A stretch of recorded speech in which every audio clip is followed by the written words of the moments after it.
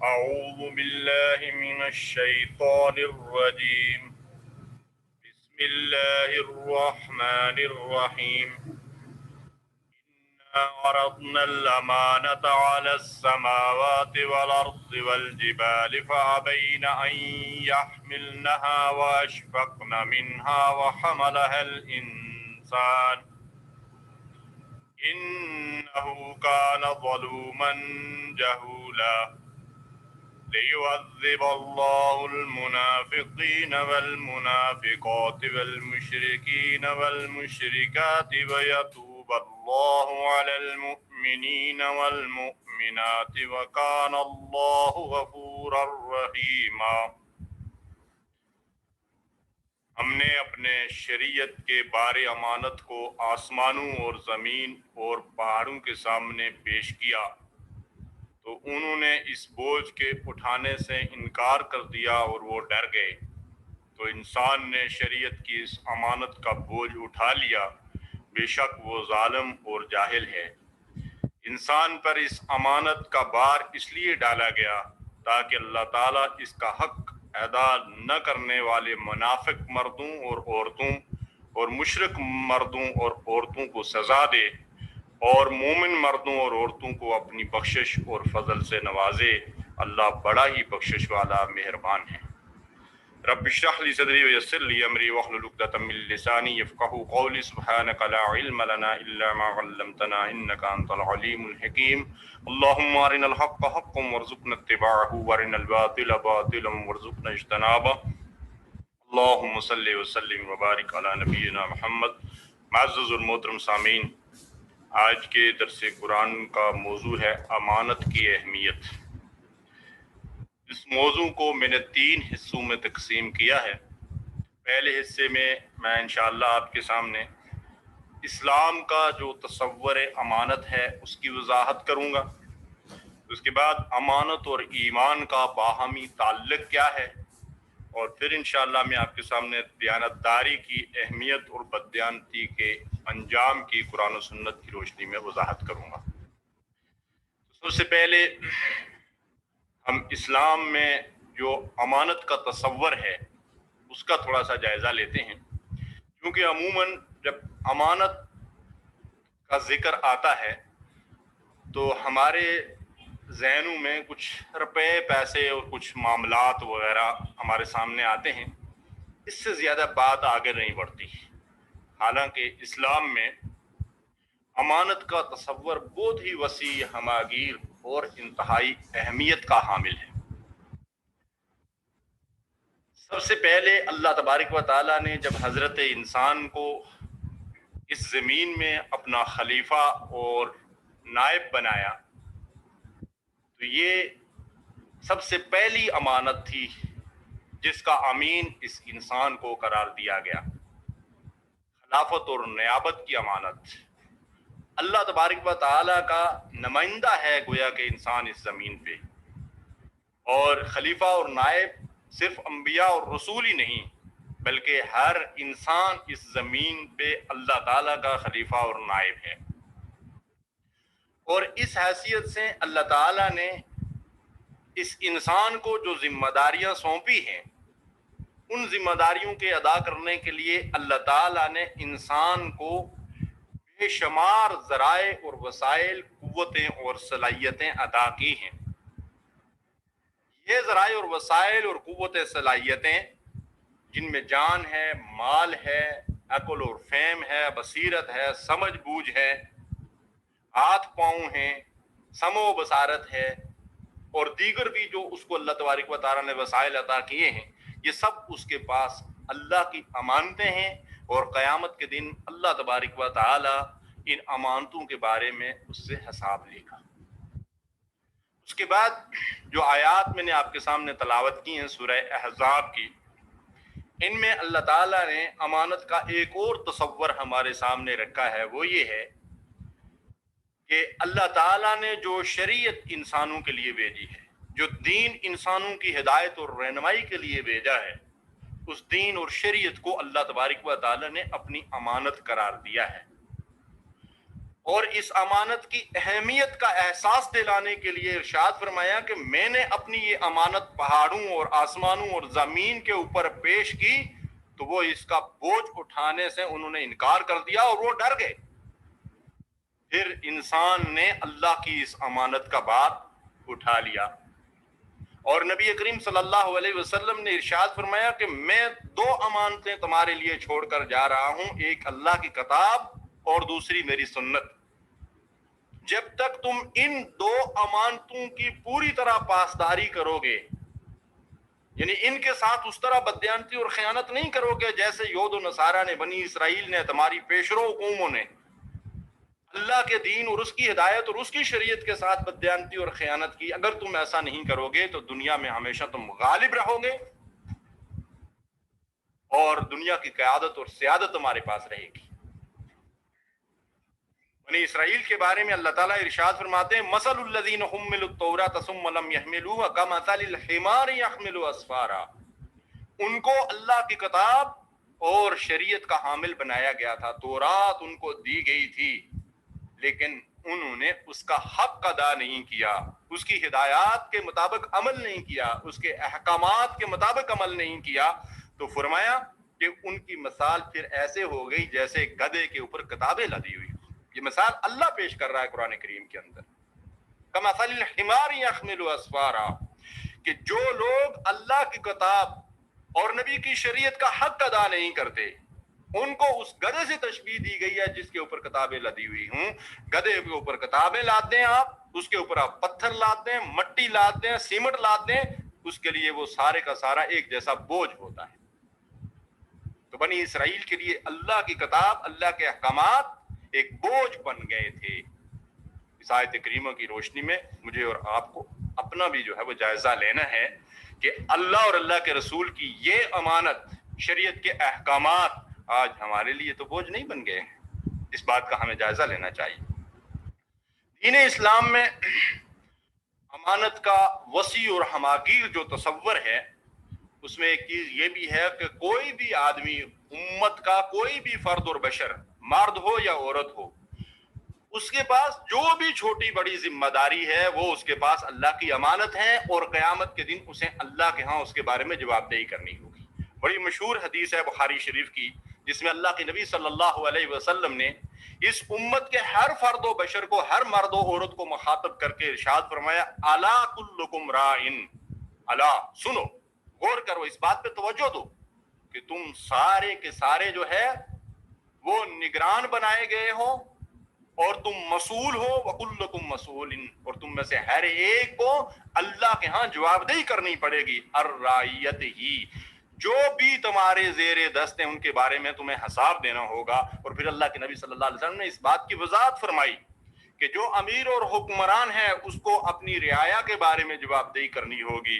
فرمایا جو مرد ہے اسے اپنے اہل خانہ کے بارے میں جواب دہی کرنی ہوگی, اور جو عورت ہے اسے اپنے شوہر کے گھر بار اور اس کے مال اور اس کے بچوں کی جو ہے وہ جواب دہی کرنی ہوگی. اور فرمایا جو نوکر ہے اسے اپنے آقا کے مال کے بارے میں جو ہے آخرت میں اللہ کے ہاں جواب دہی کرنی ہوگی.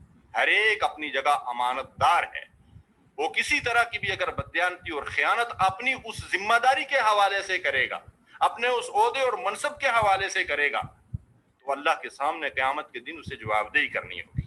اسی طریقے سے مسلمانوں کے وہ عہدیدار جو مختلف مناصب کے ہوتے ہیں, خواہ وہ ملک کا کوئی صدر اور وزیر اعظم ہو, بادشاہ ہو, وزیر ہو, قاضی اور جج ہو, کوئی ڈائریکٹر اور منیجر ہو, کسی جماعت کا لیڈر ہو, کسی ادارے کے اندر ذمہ داری کے اوپر فائز ہو, اور یا عام مزدور اور کسان اور تاجر ہو, جو جہاں کہیں بھی بیٹھا ہوا ہے وہ منصب اس کے پاس اللہ کی اور بندوں کی امانت ہے.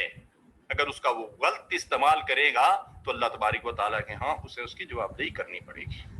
اسی طریقے سے مال اور دولت, سونا چاندی یا کوئی بھی شے اگر کسی نے کسی کے پاس بطور امانت رکھی ہو تو اس کو ویسے ہی واپس لوٹانا یہ دیانتداری کا تقاضا ہے اور دین ہمیں اس بات کا حکم دیتا ہے. اسی طریقے سے اگر کوئی مشورہ طلب کرے تو مشورہ دینے والے کو بھی رسول اللہ صلی اللہ علیہ وسلم نے ہدایت کی ہے کہ وہ امانت ہے اور پوری دیانتداری سے دوسرے کو مشورہ دے. اگر کسی کے پاس کسی کا کوئی راز ہو تو وہ راز اس کے پاس امانت ہے، اس امانت کے ساتھ بددیانتی اور خیانت نہ کریں. اسی طرح باہمی لین دین میں، تجارت میں، کاروبار میں ایک دوسرے کو دھوکہ دینا اور بددیانتی اور خیانت کرنا بہت بڑا گناہ اور جرم عظیم ہے. اس طرح جو لوگ کارخانوں اور فیکٹریوں کے مالک ہیں، مصنوعات تیار کرتے ہیں، انہیں چاہیے کہ دیانتداری کے ساتھ اپنا مال تیار کریں، اس کے اندر بددیانتی، خیانت، دھوکہ نہ کریں. اسی طرح گواہی کو بھی اللہ اور اللہ کے رسول نے امانت قرار دیا ہے. اس لیے جب کوئی آدمی گواہی دے، عدالت میں گواہی دے، کسی طرح کی بھی گواہی ہو، تو اسے پوری دیانتداری اور سچائی کے ساتھ گواہی دینی چاہیے. اسی طرح ووٹ کو بھی اور ووٹر کو بھی اور ووٹ لینے والے نمائندے کو بھی امانت دار کہا گیا ہے. اس کی وضاحت میں آگے چل کے آپ کے سامنے رکھتا ہوں. تو یہ امانت کا وہ وسیع تر تصور ہے جس کی کچھ وضاحت میں نے آپ کے سامنے رکھی ہے. امانت اور ایمان کا باہمی تعلق کیا ہے؟ قرآن کریم میں جا بجا اللہ تبارک و تعالی نے مومنین کی اہم ترین اور نمایاں صفات میں دیانتداری کو ان کی اہم صفت کے طور پر بیان کیا ہے. مثلا مومنین کی صفات میں ہم کئی مرتبہ اس کا تذکرہ جو ہے وہ کر چکے ہیں اور پڑھ چکے ہیں اور سن چکے ہیں. اللہ فرماتا ہے والذین هم لاماناتهم وعہدهم راعون. مومنین کون ہیں؟ جن کو اللہ تعالیٰ نے آخرت میں کامیابی کی بشارت سنائی ہے، اللہ کی رضا اور اس کی جنت کے جو وارث بنائے جائیں گے. فرمایا یہ وہ لوگ ہیں جو اپنی امانتوں اور عہد و پیمان کی حفاظت کرنے والے ہیں. نبی صلی اللہ علیہ وسلم ارشاد فرماتے ہیں کہ مومن سب کچھ ہو سکتا ہے لیکن جھوٹا اور خائن نہیں ہو سکتا. یعنی ایمان اور جھوٹ اور خیانت ایک جگہ جمع نہیں ہو سکتے. جو آدمی مومن ہوگا، حضور صلی اللہ علیہ وسلم کا فرمان ہے کہ وہ جھوٹا اور بددیانت نہیں ہو سکتا.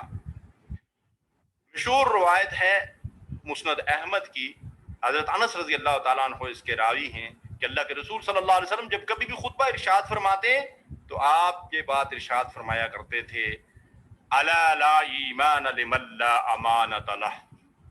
سن لو، جو شخص دیانتداری نہیں کرتا اس کا کوئی ایمان نہیں. یعنی بددیانت اور خائن آدمی کا کوئی ایمان نہیں. یہ وہ بات ہے جو رسول اللہ صلی اللہ علیہ وسلم اکثر و بیشتر اپنے خطبے میں ارشاد فرمایا کرتے تھے. اس کا مطلب یہ ہے کہ ایمان اور امانت داری، دیانتداری، ان دونوں کو ایک دوسرے سے جدا نہیں کیا جا سکتا. جہاں ایمان ہوگا وہاں لازماً دیانتداری ہوگی. اسی طرح نبی صلی اللہ علیہ وسلم نے منافق کی جو 3 نشانیاں بتائی ہیں ان میں سے ایک کیا ہے؟ وَإِذَا اؤْتُمِنَ خَانَ. جب اس کے پاس کوئی امانت رکھی جائے تو وہ اس کے ساتھ بددیانتی اور خیانت کرتا ہے. یہ نفاق کی 3 نشانیوں میں سے ایک نشانی ہے بددیانت اور بددیانتی اور خیانت. اب آپ دیکھیں کہ اللہ تعالیٰ نے قرآن کریم میں جا بجا انبیاء علیہم السلام کا جو ذکر کیا ہے تو ان کی بڑی ایک اہم اور نمایاں صفت کے طور پر امانت کا اور دیانتداری کا ذکر کیا ہے. گویا کہ دیانتداری اور امانت انبیاء اور رسولوں کی ایک لازمی صفت رہی ہے.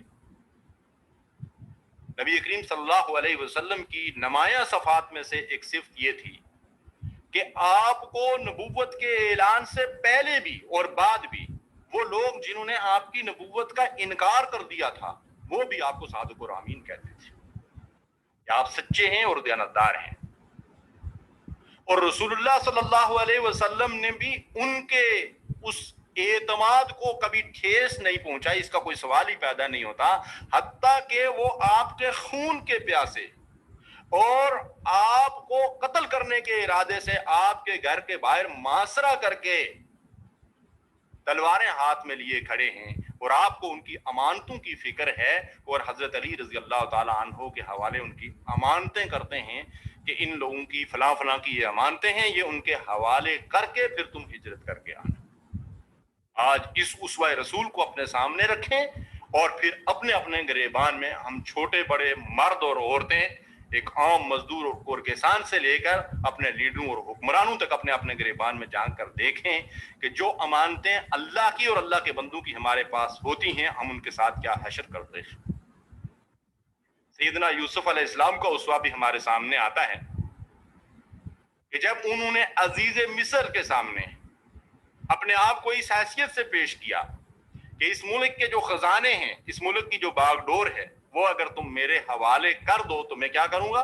फरमाया इन्नी हफीजुन अलीम, मैं इन खजानों की और मैं इस मनसब की हिफाजत करना भी जानता हूं और उसका मैं इल्म भी रखता हूं। यानी ये नहीं कि अगर ये खजाने तुम मेरे हवाले कर दोगे तो मैं इनके साथ कोई बददियानती और खयानत करूंगा, नहीं, मैं दयानतदारी के साथ हर एक को उसका हक पहुंचाऊंगा। ये एक नमाया सिफ्त के तौर पर अल्लाह ताला ने कुरान करीम में इसका जिक्र किया है। तो ये है दयानतदारी की अहमियत जो कुरान और सुन्नत की रोशनी में हमारे सामने आती है कि गोया के दयानतदारी और ईमान बाहम मरबूत हैं, इनको एक दूसरे से जुदा नहीं किया जा सकता। नबी करीम सल्लल्लाहु अलैहि वसल्लम ने दयानतदार ताजरों को ये बशारत दी कि जो सच्चाई और दयानतदारी के साथ तिजारत और कारोबार करते हैं, क़यामत के दिन उनको अंबिया, सिद्दीकीन और शोदा के साथ उठाया जाएगा। अब हम इस बात का जायजा लेते हैं कि दयानतदारी की अहमियत और उसके मुकाबले में बददियानती का अंजाम कुरान और सुन्नत के अंदर क्या बयान हुआ है। कुरान करीम की जो आयात मुबारका मैंने आपके सामने सूरह अहज़ाब से तलावत की हैं और उनका तर्जमा पेश किया है, इन आयात में अल्लाह ताला इरशाद फरमाते हैं कि इन्ना अरदना अल-अमानता अला समावाति वल अर्दि वल जिबाल फअबैना अन यहमिलनहा व अशफक़ना मिन्हा व हमलहा अल इंसान इन्नहु काना ज़लूमन जहूला। हमने अपनी अमानत का बार पहाड़ों पर, आसमानों पर और ज़मीन पर पेश किया और वो इस बोझ को उठाने से डर गए और उन्होंने इसका बार उठाने से इनकार कर दिया। मुफस्सरीन ने लिखा है कि जो अहकाम शरिया हैं, शरीयत के जो अहकामात हैं, उनको अमानत करार दिया गया है और उनके बारे में इस बात की ताकीद की गई है कि जिस तरह किसी की अमानत वापस लौटाना जरूरी है, इसी तरीके से शरीयत के जो अहकामात हैं उनकी पाबंदी भी जरूरी है। तो जब इस शरीयत के अहकामात की पाबंदी का हुक्म आसमानों और जमीन और पहाड़ों के सामने आया तो इसकी जवाबदेही इतना मुश्किल थी कि उसकी वजह से उन्होंने ये बोझ उठाने से इनकार कर दिया। और इन बड़ी बड़ी जसामत वाली अल्लाह तबारक व तआला की मखलूक के मुकाबले में इंसान जो बड़ा कमजोर सा है, उसने ये बार क्यों उठा लिया। मुफस्सरीन इसकी वजाहत करते हुए लिखते हैं कि इसमें आसमानों और जमीन ने जो इनकार किया था वो सरकशी और बगावत वाला इनकार नहीं था, बल्कि एक तरह की उनकी तरफ से माजरत थी कि उन्होंने माजरत पेश की कि हम इसके मुतहम्मिल नहीं हो सकते। तो उनके मुकाबले में एक इंसान जो है उसने ये बार क्यों उठा लिया। तो मुफस्सरीन लिखते हैं कि इंसान चूंकि बड़ा जल्दबाज है, जैसा कि कुरान कहता है खुलिकल इंसान अजूला, मैंने इंसान को जो है वो जल्दबाज पैदा किया है, तो इसके तकाजे पूरे होने की सूरत में जो उसकी फजीलत थी और जो उसके सिले में अल्लाह की रजा और जन्नत की सूरत में इनामात बड़े बड़े मिलने वाले थे, उनकी वजह से इंसान ने उसकी जो सजा का पहलू था उसके ऊपर गौर करने के बजाय उसकी फजीलत और उन इनामात की तरफ जो है वो रुख किया और वो उसे बड़ी मतलब यह है कि कामयाबी नजर आई, इसलिए वो ये बोझ उठाने के लिए तैयार हो गया। फरमाया इन्नहु काना ज़लूमन जहूला, ये जालिम भी है और जाहिल भी है। अब इस इंसान को इस बारे अमानत का पूरा एहसास नहीं है, इदराक नहीं है, शऊर नहीं है, इस वजह से उसको जाहिल कहा गया और जालिम इसलिए कहा गया कि अब ये उसका हक अदा नहीं कर रहा है, जिसका हक अदा करने ही की वजह से कि हम शायद ये पूरा ना कर पाए, आसमान जमीन और पहाड़ जो है वो हिल गए थे और इससे इनकार कर दिया था उन्होंने। तो इससे आप अंदाजा लगा सकते हैं कि आज अल्लाह और उसके रसूल की तरफ से जो दीन और शरीयत के अहकामात हमारे पास हैं, ये अल्लाह की हमारे पास अमानत है और इस अमानत का हक अदा करना ये हमारी जिम्मेदारी है। अल्लाह ताला ने एक और जगह इसकी मिसाल यूं पेश की है कि लौ अंज़लना हाज़ल कुरआन अला जबलिल लरअयतहु खाशियम मुतसद्दियम मिन खशियतिल्लाह, हम अगर इस कुरान को किसी पहाड़ के ऊपर नाजल करते तो तुम देखते कि अल्लाह के खौफ से वो दब जाता और फट जाता। इसी कुरान का हामिल अल्लाह तबारक व तआला ने इस इंसान को बनाया है ना। अल्लाह फरमाता है कि अगर इस कुरान के बारे अमानत को पहाड़ों पे नाजिल किया जाता تو پہاڑ اس کے خوف اور دہشت کی وجہ سے پھٹ جاتے. لیکن آج ہم یہ دیکھتے ہیں کہ یہ حضرت انسان، اس قرآن کا حامل، نبی صلی اللہ علیہ وسلم کا امتی، اس بار کو اپنے کندھوں پہ اٹھائے ہوا ہے، لیکن اس کے اوپر کبھی لرزہ طاری نہیں ہوتا. اسے کبھی اللہ کے سامنے اس جواب دہی کا احساس جو ہے، اس کے وجہ سے کوئی خوف اس کے دل کے اندر پیدا نہیں ہوتا کہ میں نے آخرت میں اللہ تبارک و تعالیٰ کے سامنے یہ جواب دہی کرنی ہے کہ اللہ کی جو شریعت، اللہ کا جو دین رسول کے ذریعے سے مجھ تک پہنچا تھا، اس امانت کے ساتھ میں نے کس قدر جو ہے وہ دیانتداری برتی. قرآن کریم میں ایک اور جگہ اللہ تبارک و تعالیٰ ارشاد فرماتے ہیں، یا ایھا الذین آمنوا لا تخونوا اللہ والرسول وتخونوا اماناتکم وانتم تعلمون. اے ایمان والو، اللہ اور اس کے رسول کے حقوق میں اور اپنی امانتوں میں جانتے بوجھتے خیانت مت کرو. یہاں اللہ تبارک و تعالیٰ نے پھر ہمیں اس بات کی ہدایت اور تاکید کی ہے کہ اللہ اور رسول کے حقوق میں بددیانتی اور خیانت نہ کرو. اللہ اور رسول کے حقوق کیا ہیں؟ اللہ تبارک و تعالیٰ کا جو سب سے بڑا حق ہے وہ یہ ہے کہ کوئی بھی بندہ ہونے کی حیثیت سے اللہ تعالیٰ کی توحید میں کسی دوسرے کو شریک نہ کرے، اللہ کی عبادت میں کسی دوسرے کو شریک نہ کرے، اللہ کے اسماء اور صفات میں کسی دوسرے کو شریک نہ ٹھہرائے. تو شرک سب سے بڑا ظلم ہے، اور اللہ تبارک و تعالیٰ کا یہ حق بنتا ہے کہ بندگی اور غلامی کو اس کے لیے خالص کیا جائے. رسول اللہ صلی اللہ علیہ وسلم کا حق کیا ہے کہ رسول کے ذریعے سے جو شریعت ہم تک پہنچی ہے، ہم اس شریعت کے احکامات کے اوپر کما حق کو عمل کریں. اس شریعت نے جن چیزوں کو حرام اور ناجائز قرار دیا ہے ان سے دستبردار ہو جائیں، اور اس شریعت نے جو کچھ کرنے کا حکم دیا ہے اس کے مطابق ہم عمل کریں. اسی طریقے سے ہم اللہ اور رسول کے حقوق ادا کر سکتے ہیں، اور اگر اللہ اور رسول کے احکامات کی ہم پرواہ نہیں کریں گے تو یہ بددیانتی اور خیانت ہوگی. اسی وجہ سے علماء فرماتے ہیں کہ جتنے بھی فرائض اور واجبات ہیں ان کے اوپر عمل کرنا یہ دیانتداری ہے، اور ان کی خلاف ورزی کرنا بددیانتی اور خیانت ہے. جتنے بھی حرام اور منہیات ہیں، جن چیزوں سے اللہ تعالیٰ نے منع کر دیا، ان میں سے کسی کا ارتکاب بددیانتی اور خیانت ہے. اسی طریقے سے جو عبادات اللہ نے ہم پہ فرض کی ہیں، نماز ہے، روزہ ہے، زکوٰۃ ہے، حج ہے، ذکر ہے، ان کو حق ادا نہ کرنا بددیانتی اور خیانت ہے. میرے بھائی اور بزرگوں، یہ امانت کا جو وسیع تر تصور اسلام میں دیا گیا ہے، اس کو اپنے سامنے رکھیں اور اس کے بعد اپنی زندگیوں کا جائزہ لیں.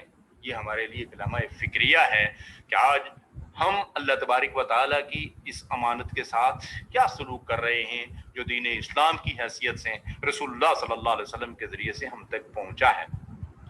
جبریل علیہ السلام کو جبریل امین کیوں کہا جاتا ہے؟ اللہ کی وہ امانت جو جبریل کے ذریعے سے اللہ تبارک و تعالیٰ نے انبیاء اور رسولوں تک بھیجی، اس کو پوری دیانتداری کے ساتھ انبیاء اور رسولوں تک پہنچانے کا حق انہوں نے ادا کیا. اس لیے جبریل آمین کے نام سے مشہور و معروف ہے. انبیاء علیہم السلام نے اللہ کی اس امانت کو کما حق کو بندوں تک پہنچایا، اس لیے سارے کے سارے انبیاء اور رسول صدیق اور آمین کہلائے. اب مجھے اور آپ کو اس بات کا جائزہ لینا چاہیے کہ ہم تک وہ امانت پہنچ چکی ہے، ہم اس امانت کے ساتھ کیا حشر کر رہے ہیں.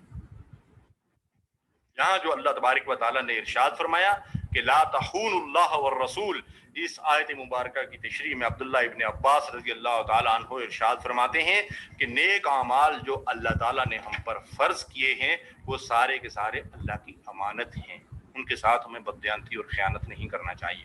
سورہ نساء میں اللہ تعالیٰ ارشاد فرماتے ہیں ان اللہ یأمرکم ان تؤدوا الامانات الی اہلہا، کہ بے شک اللہ تعالیٰ تمہیں اس بات کا حکم دیتا ہے کہ امانتیں انہی لوگوں کے سپرد کرو جو اس کی اہلیت رکھتے ہیں.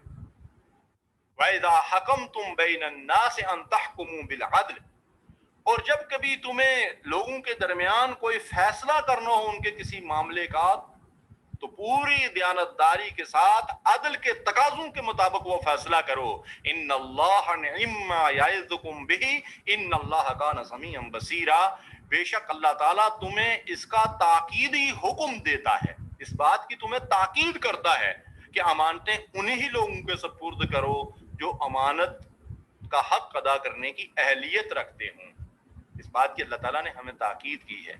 اس آیت مبارکہ کا شان نزول مفسرین نے یہ لکھا ہے کہ جب نبی کریم صلی اللہ علیہ وسلم ایک موقع پہ جب مکے میں تھے تو آپ نے اس خواہش کا اظہار کیا کہ آپ بیت اللہ کے اندر داخل ہو کر اللہ تبارک و تعالیٰ کی عبادت کریں، تو اس وقت جو کلید بردار کعبہ تھے، بیت اللہ کی چابی جن کے پاس تھی، عثمان بن طلحہ، ان سے آپ نے چابی طلب کی تو انہوں نے چابی دینے سے انکار کر دیا۔ اللہ کے نبی صلی اللہ علیہ وسلم نے ارشاد فرمایا کہ عثمان، ایک وقت وہ آئے گا کہ اللہ تعالیٰ یہ چابی میرے ہاتھوں میں تھما دے گا اور میں جس کو چاہوں گا یہ چابی تفویض کر دوں گا۔ اور پھر وہ وقت آیا کہ جب نبی کریم صلی اللہ علیہ وسلم مکے میں فاتحانہ داخل ہوئے، وہ چابی آپ کے پاس پہنچی۔ مختلف لوگوں نے اس خواہش کا اظہار کیا کہ وہ چابی ان کے حوالے کر دی جائے۔ آپ کے چچا حضرت عباس رضی اللہ تعالیٰ عنہ نے بھی اس خواہش کا اظہار کیا۔ اللہ تعالیٰ نے آسمانوں سے وحی نازل فرمائی کہ ان اللہ یأمرکم ان تؤدوا الامانات الی اہلھا، اللہ تمہیں اس بات کا حکم دیتا ہے کہ امانتیں ان لوگوں کے سپرد کر دو جو ان کے اہل ہیں یا جن کا حق بنتا ہے، ان کو امانتیں حوالے کر دو۔ اللہ کے نبی صلی اللہ علیہ وسلم نے وہ چابی حضرت عثمان رضی اللہ تعالیٰ عنہ کے ہاتھ میں دی اور ارشاد فرمایا کہ اب یہ قیامت تک تمہارے خاندان کے پاس رہے گی۔ اللہ کے نبی صلی اللہ علیہ وسلم نے اس سے وہ انتقام نہیں لیا، بلکہ وہ امانت اس کے حوالے کر دی جس نے وہ چابی رسول اللہ صلی اللہ علیہ وسلم کو دینے سے انکار کر دیا تھا۔ یہ ہے اسوہ رسول جو ہمارے سامنے آتا ہے۔ اس آیت مبارکہ کی تفسیر میں اکثر علماء نے یہ بات بھی لکھی ہے کہ مسلمانوں کے جو نمائندے منتخب ہو کر کسی بھی ذریعے سے حکومت کے مناصب پر فائز ہوتے ہیں، وہ چونکہ اس عہدے اور منصب کے امین بنائے جاتے ہیں، اس لیے انہی لوگوں کو وہ امانتیں سپرد کی جائیں جو اس کے اہل ہیں، اس لیے کہ اللہ حکم دیتا ہے کہ ان اللہ یأمرکم ان تؤدوا الامانات الی اہلھا، امانتیں ان لوگوں کے سپرد کرو جو اس کی اہلیت رکھتے ہیں۔ تو اس میں علماء نے لکھا ہے کہ ووٹ بھی ایک امانت ہے، اس لیے کہ جو آدمی ووٹ دیتا ہے اس کی جو حیثیت علماء نے بیان کی ہیں، اس کی ایک حیثیت تو یہ ہے کہ وہ ووٹ اس کے پاس امانت ہے، وہ اپنی رائے دے رہا ہے اس شخص کے حق میں جسے وہ حکومت کے کسی منصب پہ نمائندے کے طور پر جو ہے وہ اس کا انتخاب کرتا ہے، اس کے حق میں اپنی رائے دیتا ہے۔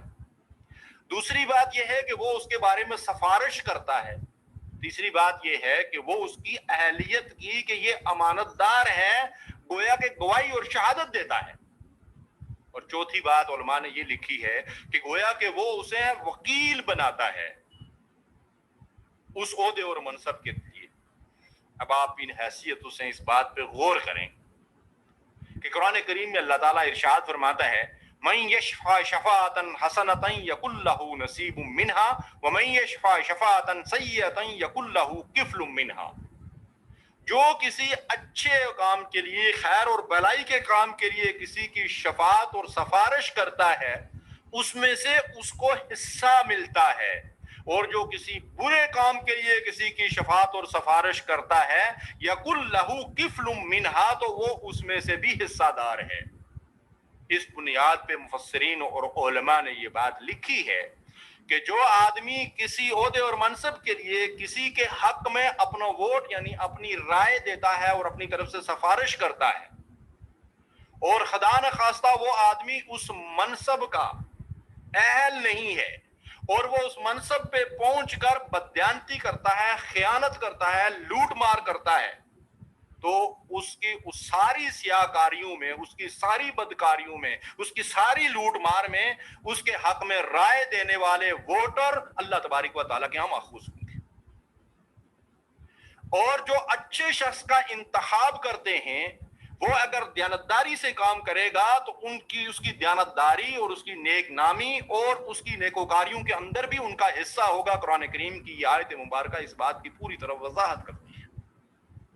اس حوالے سے مجھے اور آپ کو سوچنا چاہیے کہ جب ہم کسی کا انتخاب کرتے ہیں تو ہمارے پیش نظر کیا معیار ہوتا ہے؟ کیا اہلیت معیار ہوتا ہے، یا معیار یہ ہوتا ہے کہ یہ میری پارٹی کا ہے، لچا ہے، لفنگا ہے، چور ہے، ڈاکو ہے، بدیانت ہے، خائن ہے، بے نمازی ہے؟ کیا ہم اس چیز کو دیکھتے ہیں؟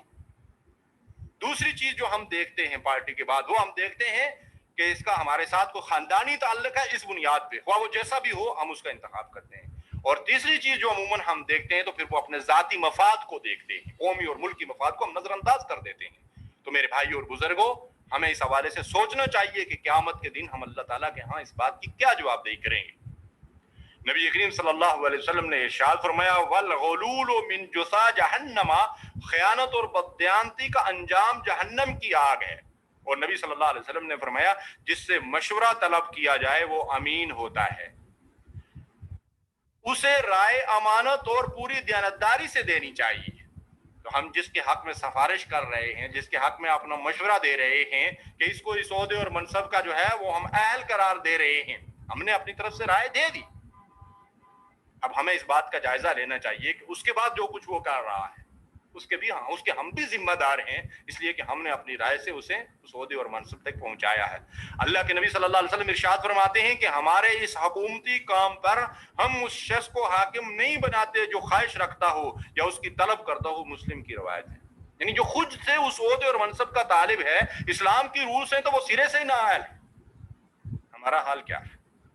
حضرت ابو ذر غفاری رضی اللہ تعالیٰ عنہ ایک بڑے مشہور صحابی ہیں، مسلم کی روایت ہے کہ نبی کریم صلی اللہ علیہ وسلم کے پاس انہوں نے اپنے آپ کو پیش کیا اور عرض کیا کہ یا رسول اللہ صلی اللہ علیہ وسلم، کیا آپ مجھے گورنر نہیں بنائیں گے؟ اللہ کے نبی صلی اللہ علیہ وسلم نے کیا بات ارشاد فرمائی، توجہ سے سنیے۔ حضور نے ارشاد فرمایا، اور ارشاد فرمانے سے پہلے اپنا دست مبارک ان کے کندھے پہ رکھا اور تھپ تھپایا، اور اس کے بعد ارشاد فرمایا کہ تم کمزور آدمی ہو اور یہ ذمہ داری امانت ہے، یہ قیامت کے دن باعث ذلت اور رسوائی ہوگی سوائے اس شخص کے کہ جو اس کا حق ادا کرے۔ تو تم کمزور آدمی ہو، تمہارے لیے شاید اس کا حق ادا کرنا ممکن نہ ہو، اس لیے یہ بار اٹھانے کی تمہارے اندر ہمت نہیں ہے۔ نبی کریم صلی اللہ علیہ وسلم ارشاد فرماتے ہیں، عائشہ رضی اللہ تعالیٰ عنہ سے روایت ہے کہ میں نے اللہ کے رسول صلی اللہ علیہ وسلم کو اپنے اس گھر کے اندر یہ بات فرماتے ہوئے سنا کہ اے اللہ، جو شخص میری امت کے نظام حکومت کا ذمہ دار بنے اور ان لوگوں پر سختی کرے تو بھی اس پر سختی فرما، اور جو شخص میری امت کے انتظامی معاملات کا ذمہ دار ہو ان کے ساتھ نرمی کرے تو بھی ان کے ساتھ نرمی فرما۔ مسلم کی یہ روایت۔ نبی صلی اللہ علیہ وسلم اللہ تعالیٰ سے جو مختلف دعائیں کیا کرتے تھے، ان میں سے ایک دعا یہ بھی تھی حضور صلی اللہ علیہ وسلم کی کہ اے اللہ، میں تجھ سے پناہ مانگتا ہوں خیانت سے، کیونکہ یہ بدترین دوست ہے، یعنی اعمال اور دین و ایمان کو برباد کر دیتی ہے خیانت۔ اللہ کے رسول اس سے پناہ مانگتے تھے۔ مفتی شفیع رحمۃ اللہ علیہ نے معارف القرآن میں لکھا ہے کہ جس نے کوئی عہدہ اور منصب محض دوستی اور تعلق کی بنیاد پر بغیر اہلیت معلوم کیے کسی کے سپرد کیا تو اس پر اللہ کی لعنت ہے، نہ اس کا کوئی فرض قبول ہے نہ نفل، اور جہنم اس کا ٹھکانہ ہے۔ اور جس نے قابل اور اہل آدمی کے ہوتے ہوئے عہدہ اور منصب کسی نااہل کے حوالے کیا، اس نے اللہ تبارک و تعالیٰ سے خیانت کی۔ حضور علیہ الصلوۃ والسلام کا ارشاد ہے، جو کوئی بھی مسلمانوں کے کسی معاملہ کا ذمہ دار بنا پھر اس نے اس کے لیے ایسی خیر خواہی اور کوشش نہ کی جیسی وہ اپنی ذات کے لیے کرتا ہے، تو اللہ تعالیٰ اسے منہ کے بل جہنم میں ڈال دے گا۔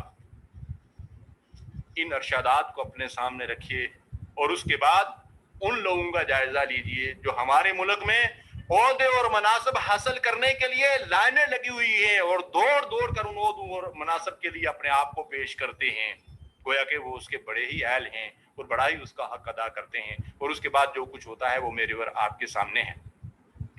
امانت کا، جیسا کہ میں نے آپ سے پہلے عرض کیا کہ جب تصور ہمارے سامنے آتا ہے تو ہم سمجھتے ہیں کہ کچھ لین دین اور مالی معاملات ہیں، لیکن حقیقت یہ ہے کہ جیسا میں نے آپ سے عرض کیا کہ امانت کا تصور ایک وسیع تصور ہے، اور اللہ تعالیٰ نے انسان کو جو کچھ بھی عطا کیا ہے یہ انسان کے پاس اللہ کی امانت ہے۔ اس کا ذکر اللہ نے قرآن میں ایک جگہ یوں کیا ہے کہ ان اللہ اشتری من المؤمنین انفسهم واموالهم بان لهم الجنہ، اللہ نے ایمان والوں سے ان کے مالوں اور جانوں کو جنت کے بدلے خرید لیا ہے. گویا کہ یہ اللہ کے ساتھ بندوں کا، مسلمانوں کا، مومنین کا ایک معاہدہ ہے. تو اس معاہدے کی روح سے جو کچھ بھی ہمارے پاس ہے، مالوں اور جانوں سے مراد کیا ہے؟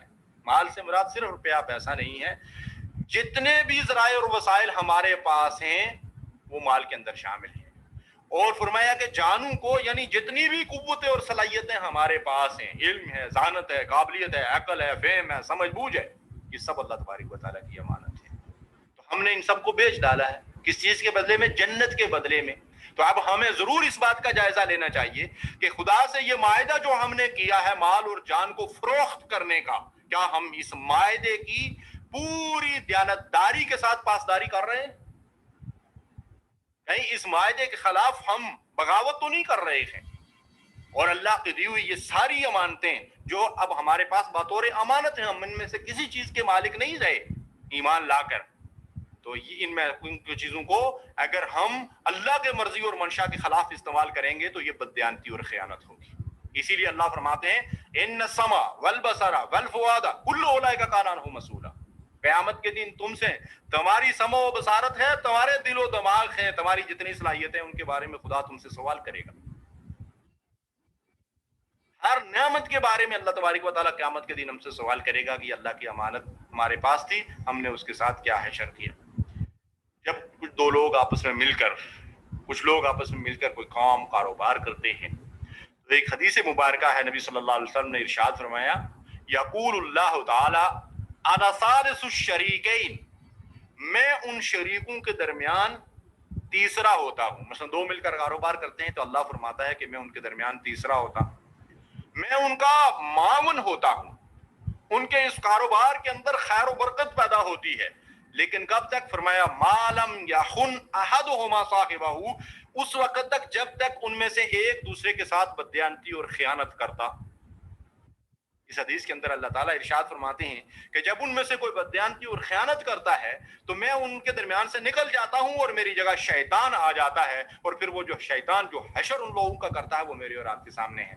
ہمارے یہاں کتنے ایسے واقعات ہوتے ہیں کہ لوگ مل کر کام کاروبار کرتے ہیں اور اس کے بعد سال 6 مہینے کے اندر اندر اختلافات پیدا ہوتے ہیں، ایک دوسرے کے ساتھ بددیانتی، خیانت، دھوکہ بازی ہوتی ہے، اور اس کا نتیجہ یہ ہوتا ہے کہ پھر لوگوں کو منصف بنایا جاتا ہے، عدالتوں کے اندر کیس جاتے ہیں، اس لیے کہ آج ہم ایک دوسرے کے لیے قابل اعتماد نہیں رہے.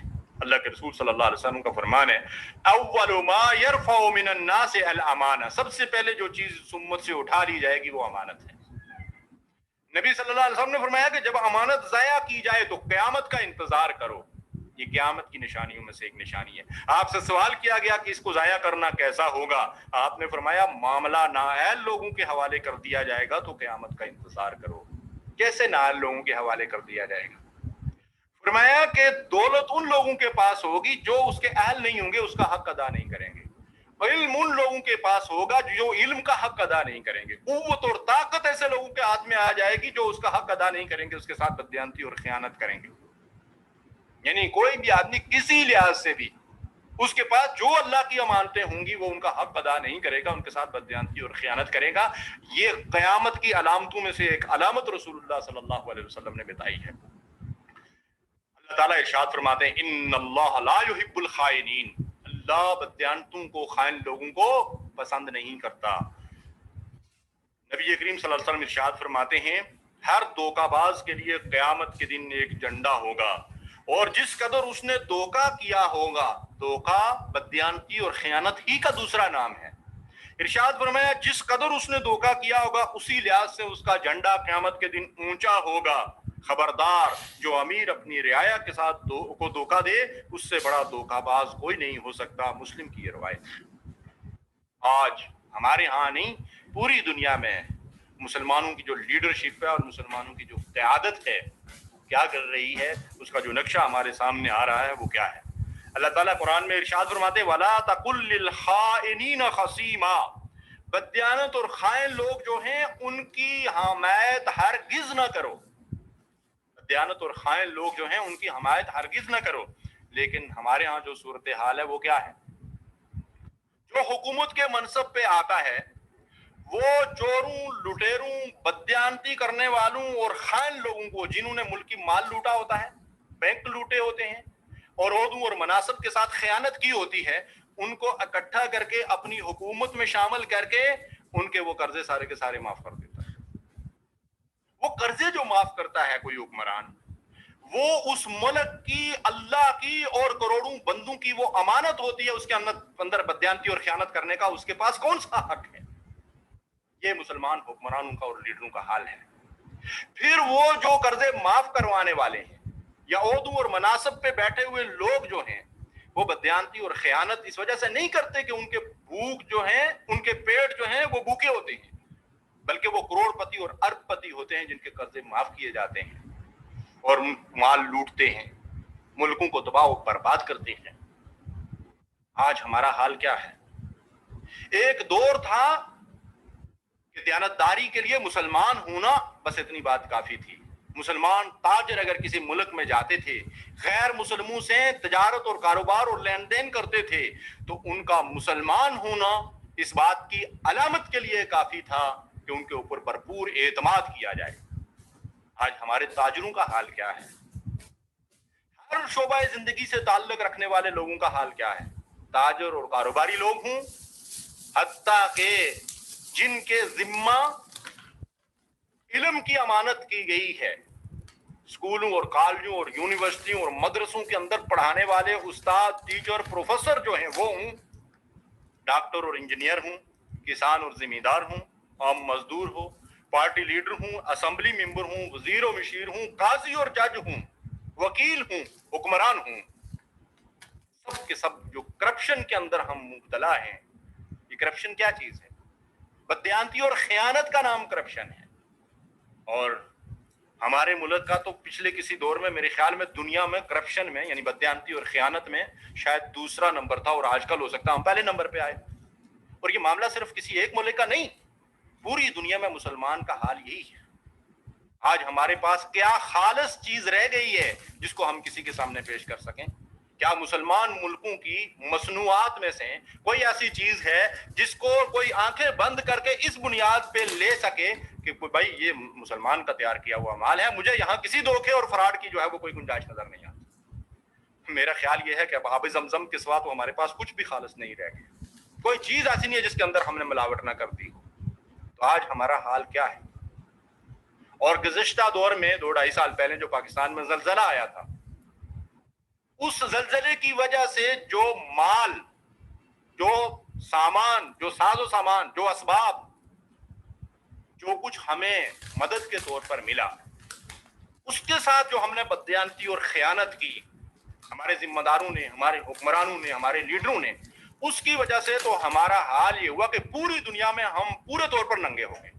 اور اب ہمارے خود جو سرکاری آڈیٹر کے جو مطلب یہ ہے کہ اعداد و شمار سامنے آ رہے ہیں، ان کے ذریعے سے، ان رپورٹوں کے ذریعے سے یہ نظر آتا ہے کہ کروڑوں اور اربوں کے اس کے اندر جو ہے وہ گپلے کیے گئے اور وہ امانت ان لوگوں کے تک نہیں پہنچی جن کے لیے وہ بھیجی گئی تھی، اور ان میں سے اکثر و بیشتر بھیجنے والے تو غیر مسلم تھے۔ تو اب اس وقت پوری دنیا کے سامنے ہم مسلمان دیانتداری کے لحاظ سے کہاں کھڑے ہیں؟ ہمارا مقام کیا ہے؟ جبکہ اللہ اور اس کے رسول کی ہدایات کیا ہے؟ بخاری اور مسلم کی ایک طویل حدیث ہے، اس کے کچھ اقتباسات میں آپ کے سامنے رکھتا ہوں۔ حضرت حذیفہ بن یمان رضی اللہ تعالیٰ عنہ بڑے مشہور صحابی ہیں، ان سے یہ روایت ہے کہ نبی صلی اللہ علیہ وسلم نے فرمایا کہ امانت لوگوں کے دل میں اتر گئی، پھر قرآن نازل ہوا تو لوگوں نے قرآن مجید اور سنت رسول کی تعلیمات سے امانت کو پہچان لیا۔ یعنی قرآن اور سنت کی تعلیمات نے لوگوں کے دلوں میں اس کا شعور بیدار کر دیا کہ امانت کا مرتبہ اور مقام کیا ہے۔ اس کے بعد آگے چل کر آپ ارشاد فرماتے ہیں کہ لوگ آپس میں خرید و فروخت کرتے ہوں گے مگر ان میں کوئی امانت ادا کرنے کے قریب بھی نہ پھٹکے گا، یہاں تک کہ کہا جائے گا کہ فلاں لوگوں میں ایک آدمی بڑا امانت دار ہے۔ یعنی یہ کہا جائے گا کہ فلاں لوگوں میں، فلاں قوم میں، فلاں علاقے میں ایک آدمی بڑا امانت دار ہے۔ امانت اور دیانت دنیا سے اٹھ جائے گی۔ پھر وہ وقت آئے گا جب کہا جائے گا کہ یہ آدمی کتنا مضبوط، عقل مند اور ہوشیار ہے، حالانکہ اس کے دل میں رائی کے دانے کے برابر بھی ایمان نہیں ہوگا۔ اللہ کے رسول ارشاد فرماتے ہیں گویا کہ لوگوں کا جو تعارف کروایا جائے گا लोगों का जो मर्तबा और मकाम उसका जो तयन किया जाएगा वो इस बुनियाद पे नहीं है कि इसके अंदर कितना ईमान है, कितनी सच्चाई है, कितनी बयानदारी है, बल्कि उनकी ज़ाहिरी डील डोल को अक्लमंदी करार दिया जाएगा, उनके रुपए और पैसे की शोहरत को जो है वो अक्लमंदी करार दिया जाएगा, दीन और ईमान मेयार नहीं रह जाएंगे। फिर अल्लाह के नबी सल्लल्लाहु अलैहि वसल्लम इरशाद फरमाते हैं, हज़रत हुज़ैफा रज़ियल्लाहु ताला अन्हु वही सहाबी जो इस हदीस को रवायत करते हैं, आप क्या बात इरशाद फरमाते हैं कि मुझ पर एक ज़माना ऐसा भी गुजरा है कि मुझे इस बात की परवाह नहीं होती थी कि मैंने किसी आदमी से खरीद और फरोख्त का मामला किया है, बस मुझे ये देखना पड़ता था कि वो मुसलमान है, तो बस ये बात काफ़ी होती थी। और फिर खुद ही इरशाद फरमाते हैं, और ये सहाबी हैं, रसूलुल्लाह सल्लल्लाहु अलैहि वसल्लम के बाद थोड़ा ही अरसा अभी गुजरा है, इरशाद फरमाते हैं मगर आजकल तो मैं सिर्फ फलां और फलां के साथ खरीद फरोख्त का मामला करता हूँ, यानी जिन लोगों को मैं अच्छे तरीके से जानता हूँ सिर्फ उन्हीं के साथ मामला करता हूँ। इन्ना लिल्लाहि व इन्ना इलैहि राजिऊन। आज हमारा हाल क्या है? आज हमें खुद एक दूसरे के ऊपर एतमाद नहीं रहा, हम मामलात में एक दूसरे के ऊपर एतमाद नहीं कर सकते। कर्ज उधार लेन देन के मामले में छोटे छोटे जो है वो हमारे कारोबार या मामलात होते हैं तो उसमें हम दयानतदारी नहीं करते। इमाम अबू हनीफा रहमतुल्लाह अलैह का एक वाक़या मिलता है कि आपने अपने एक खादम को भेजा, कपड़े का कारोबार करते थे, बड़ी वसी तिजारत थी, कपड़े के जो थान थे उनमें से किसी एक थान के अंदर दाग लगा हुआ था, तो उस नौकर को भेजा माल बेचने के लिए और उसे इस बात की ताकीद की कि ये इसके अंदर जो दाग है जब तुम इसको फरोख्त करोगे तो खरीदने वाले को बता देना कि इसके अंदर दाग है। वो अल्लाह का बंदा भूल गया, याद नहीं रहा उसे, फरोख्त करके वापस आया तो उन्होंने पहला सवाल ये किया कि उसको ये बात बताई थी कि एक थान के अंदर दाग है। अर्ज किया मैं तो भूल गया। कितने सच्चे और कितने खरे लोग थे, उसे इस बात का डर नहीं था, वो ये भी कह सकता था हाँ कि मैंने बता दिया था, लेकिन उसने कहा कि नहीं मैं भूल गया। इमाम अबू हनीफा रहमतुल्लाह अलैह ने फरमाया ये सारा माल ले जाओ और उसको सदका कर दो, मेरे लिए इस्तेमाल करना जो है उसकी गुंजाइश नहीं रही। आज हम किस किस तरीके से धोखा, फ्रॉड, बेईमानियां और झूठ के जरिए से अपना माल फरोख्त करते हैं। नबी सल्लल्लाहु अलैहि वसल्लम ने एक शख्स से सौदा किया और सौदा तय होने के बाद जो चीज रसूलुल्लाह सल्लल्लाहु अलैहि वसल्लम के हवाले की गई उसकी जो कीमत तय हुई वो लेने के लिए आप वो चीज उठाकर घर ले गए। वो काफिला था रुका हुआ, आपने कुछ खरीदा तो रसूलुल्लाह सल्लल्लाहु अलैहि वसल्लम वो चीज उठाकर घर की तरफ चल दिए, आपने उसके पैसे अदा नहीं किए हुए और वो कोई काफिला है, अजनबी लोग हैं रुके हुए। उनमें से किसी ने कहा कि भाई एक अजनबी शख्स से आपने सौदा तय किया, उनको नहीं मालूम ये कौन है और उसे पैसे भी वसूल नहीं किए और वो माल लेकर घर चला गया, इस बात की क्या जमानत है कि वो वापस आएगा। एक बुढ़िया उसी काफिले के अंदर खड़ी हो जाती है और वो कहती है कि इस बात की फिक्र ना करो कि ये शख्स तुम्हारा जो है वो तय किया हुआ सौदा उसके मुताबिक तुम्हारी अमानत लाकर नहीं देगा। मैंने उसके चेहरे को गौर से देखा है, जो उसके चेहरे पे नूर है उससे ये बात आया होती है कि ये किसी झूठे और बददियानत का चेहरा नहीं उसका। एक अजनबी न जानने वाली औरत मोहम्मद रसूलुल्लाह सल्लल्लाहु अलैहि वसल्लम के चेहरा मुबारक को देखकर इस बात की गवाही देती है। आज उस चेहरा मुबारक का कोई अक्स हमारे अमल के अंदर, हमारे किरदार के अंदर, हमारी सीरतों के अंदर पाया जाता है कि कोई अजनबी क्या खुद हमारा मुसलमान भाई उठकर हमारी जगह खड़ा हो जाए कि भाई इस भाई के साथ मामलात करते हुए तुम्हें घबराने की जरूरत नहीं है, मैं इसकी जमानत देता हूं। हमें सोचना चाहिए कि खुदा और रसूल के ये जो अहकामात हैं इनकी रूह से आज हम कहां खड़े हैं। हज़रत अली रज़ी अल्लाह ताला अन्हु से एक हदीस मरवी है, तवील हदीस है, जिसमें आप फरमाते हैं कि नबी करीम सल्लल्लाहु अलैहि वसल्लम ने इरशाद फरमाया कि जब मेरी उम्मत में 15 खसलतें पैदा हो जाएं तो उनके ऊपर मुसीबतें नाज़िल होना शुरू हो जाएंगी। इख्तिसार के साथ इनको सुन लीजिए। जब सरकारी माल जाती मलकियत बना लिया जाए, अमानत को माले गनीमत समझ लिया जाए, ज़कात जुर्माना महसूस होने लगे, शौहर बीवी की इताअत करने लगे और माँ की नाफरमानी करे, आदमी दोस्तों से भलाई करे और अपने बाप के ऊपर जुल्म और ज्यादती करे, मसाजिद में शोर बर्पा किया जाए, जो कोई कसर रह गई थी वो मोबाइल ने निकाल दी है, कौम का जलील तरीन शख्स उसका लीडर बना दिया जाए, आदमी की इज्जत उसकी बुराई के डर से होने लगे, नशावर अशिया खुल्ला इस्तेमाल होने लगे, मर्द रेशम पहनने लगे, आलात मौसीकी आम हो जाएं, گانے والی لڑکیاں فراہم کی جائیں، اگلے وقت کے لوگوں پر لان تان کیا جائے۔ فرمایا جب ایسا ہو تو لوگوں کو چاہیے کہ ہر وقت عذاب الہی کا انتظار کریں، خواہ وہ عذاب سرخ آندھی کی شکل میں آئے، زلزلے کی صورت میں آئے، یا اصحاب سبت کی طرح صورتیں مسخ ہونے کی شکل میں آئے۔ رواہ ترمذی۔ اللہ تبارک و تعالی ہمیں ہدایت نصیب کرے اور ان برائیوں سے ہمیں بچنے کی توفیق اللہ تبارک و تعالی عطا فرمائے۔ قرآن اور حدیث کی جو تعلیمات میرے سامنے اور آپ کے سامنے آئی ہیں، ان کو اپنے سامنے رکھ کر ہم میں سے ہر ایک کو جو جہاں جس مقام پہ بھی ہے اپنے کردار کا اور بالخصوص اپنے معاملات کا ضرور جائزہ لینا چاہیے کہ ہم کہاں کھڑے ہیں۔ نبی کریم صلی اللہ علیہ وسلم نے ایک دکاندار کے مال کو دیکھا جو وہ فروخت کرنے کے لیے اس نے رکھا ہوا تھا۔ ایک بوری کے اندر جو غلہ وغیرہ رکھا ہوا تھا، اس میں آپ نے ہاتھ ڈالا تو اندر جو کچھ تھا وہ گیلا تھا۔ آپ نے اس سے پوچھا کہ اللہ کے بندے، تو نے یہ سامنے جو ہے وہ خشک سوکھا ہوا مال رکھا ہوا ہے اور اندر جو ہے وہ یہ گیلا ہے، یہ کیا کیا؟ اس نے عرض کیا کہ بارش ہوئی تھی تو اس کی وجہ سے یہ مال گیلا ہو گیا تھا۔ حضور نے فرمایا تو وہ گیلا سامنے کر کے کیوں نہیں رکھا؟ فرمایا من غشنا فلیس منا، جو دھوکہ دیتا ہے وہ ہم میں سے ہے ہی نہیں، وہ مسلمان نہیں ہے۔ اس چھوٹی سی مثال کو اپنے سامنے رکھیے اور اس کے بعد اپنے اعمال کا جائزہ لیجیے۔ میں بھی لوں، آپ بھی لیں، ہمارے حکمران اور لیڈر بھی رہیں، علماء اور پیشوا بھی لیں، اور ہر ایک اپنے گریبان میں جان کر دیکھیں۔ یہ جو گفتگو میں نے آپ کے سامنے رکھی ہے، اس کا مختصر خلاصہ یہ ہے کہ انسان کو خلافت اور نیابت کی جو ذمہ داری ادا کرنے کے لیے جو قوتیں، جو صلاحیتیں، جو علم و فہم، جو عقل و ذہانت اللہ تعالیٰ نے عطا کی ہے، جو وسائل اسے عطا کیے ہیں، سب اللہ کی امانت ہیں، اور کسی بھی چیز کو اللہ کے منشا اور اس کی مرضی کے خلاف استعمال کرنا بددین خیانت ہے، بددیانتی ہے۔ اللہ کی کتاب اور نبی صلی اللہ علیہ وسلم کی سنت اور حضور علیہ الصلوۃ والسلام کی شریعت کے تمام احکامات اللہ اور رسول کی ہمارے پاس امانت ہیں، اور قرآن و سنت کے احکامات اور شریعت کے قواعد و ضوابط کی خلاف ورزی بدترین بددیانتی اور خیانت ہے، جس کا اللہ کے سامنے ہمیں حساب دینا ہوگا۔